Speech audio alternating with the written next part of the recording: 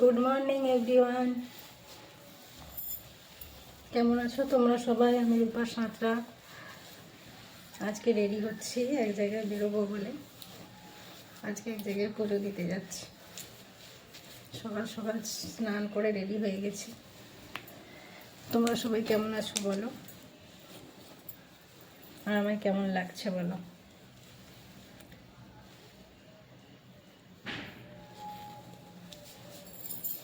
আজকে কোথায় যাচ্ছি, কি করছি সব তোমাদেরকে দেখাবো, তোমরা দেখতে থাকবে। কেউ কিন্তু স্কিপ করে দেখবে না, ঠিক আছে? ঠিক আছে, তাহলে তোমরা দেখতে থাকো। আমি এবারে বেরোবো। আমরা কিন্তু বেরিয়ে পড়েছি, প্রচুর ঠান্ডা, মানে সকাল সকাল বেরিয়েছি তো ওই জন্য আর কি প্রচুর ঠান্ডা লাগছে। তো তোমরা দেখতে থাকো।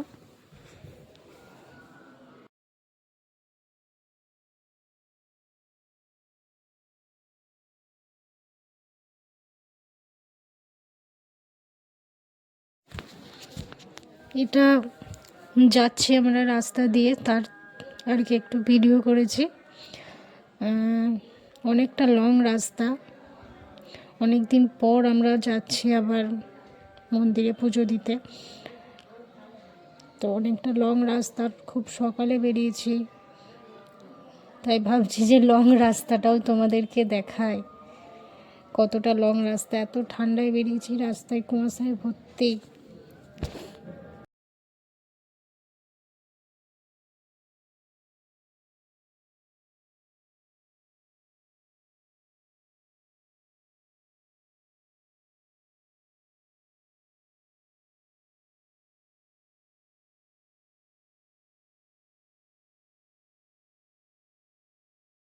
ভিডিওটা একটু লং হয়ে গেল, তাই বন্ধুরা কেউ স্কিপ করবে না। ব্লগ ঠিকঠাক করতে পারি না, তো চেষ্টা করলাম করার জন্য। তো তোমরা প্লিজ কেউ স্কিপ করে দেখবে না। রাস্তাঘাটের মানচিত্রটা একটু দেখালাম আর কি।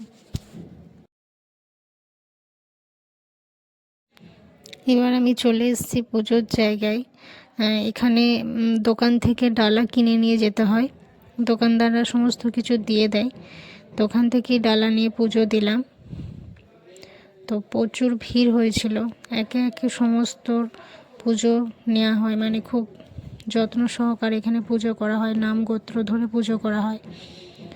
তো একটু ভিড়ে দাঁড়াতে তো হবেই, দাঁড়িয়ে গেলাম। পাশে ধূপ দেওয়ার বাতি দেওয়ার জায়গা আছে, তো এখানে সবাই ধূপ বাতি দেয়, তো আমিও সেখানে ধূপ বাতি জ্বালিয়ে দিলাম।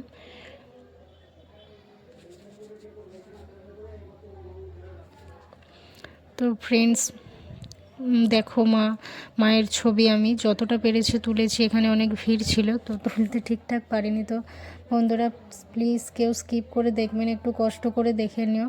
ঠিকঠাক তো করতে পারি না ব্লগ, চেষ্টা করলাম। তো তোমরা কেমন হয়েছে ব্লগটা একটু কমেন্টে জানাবে, ঠিক আছে? ঠিক আছে, জানাবে কেমন হয়েছিল। তো আর কিছু বলার নেই, ভিডিওটা এখানে শেষ করলাম।